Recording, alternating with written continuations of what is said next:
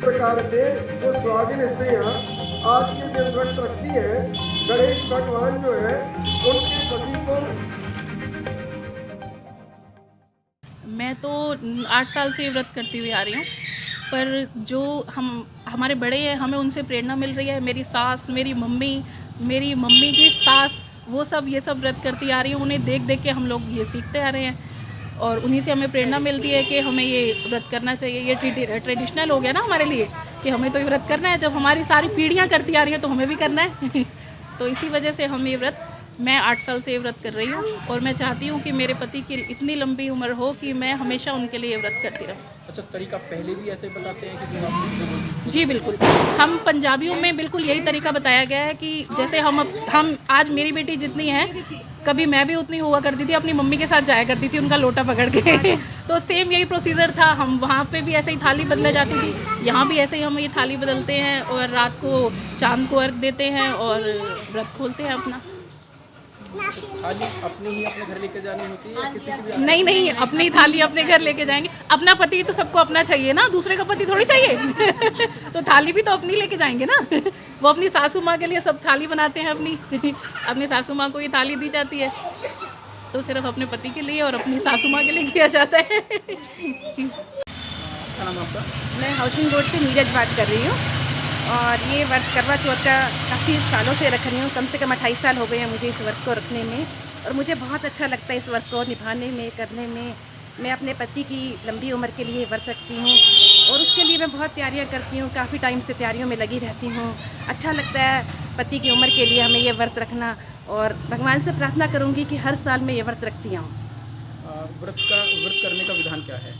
व्रत करने का विधान, सुबह उठ के सरगी लेते हैं, सरगी के बाद अपना स्नान वगैरह करके पूजा पाठ करके पूरा दिन भूखा रहना पड़ता है, कुछ भी नहीं लेना पड़ता। शाम की आरती करें, फिर उसके बाद रात को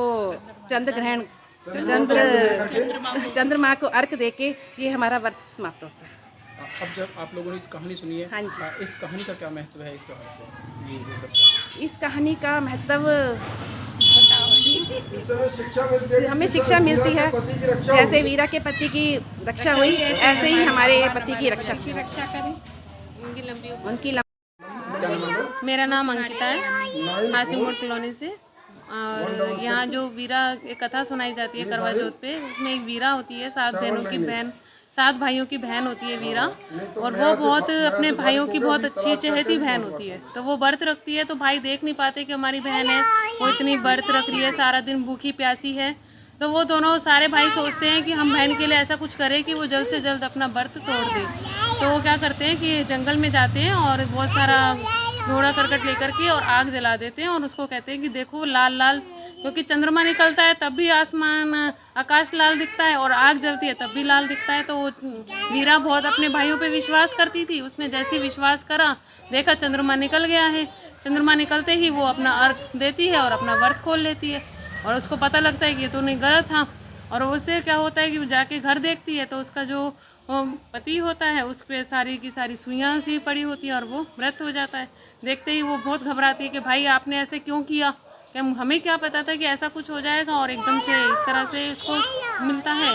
फिर वो ऐसे पूरा व्रत रखती है और फिर एक एक सुई, एक एक साल भर एक एक सुई निकालती चली जाती है। ऐसे पूरे साल में कार्तिक मास में फिर दोबारा से करवा चौथ का व्रत आता है और फिर दोबारा वो करवा चौथ का व्रत रखती है। तो आखिर में एक ही सुई रह जाती है और जैसे वो पूरा व्रत समापन होने के बाद वो सुई निकालती है तो उसका जो पति होता है वो जीवित हो जाता है। इसी वजह से कहते हैं कि जो इस कथा को सुनने से हमें एक प्रेरणा मिलती है कि अपने पति की जो दीर्घायु की, कि हमारा पति हमारी इसकी जीवन दीर्घायु रहे और खुशी रहे, सुख जीवन जिए। बस इसी वजह से ये व्रत किया जाता है।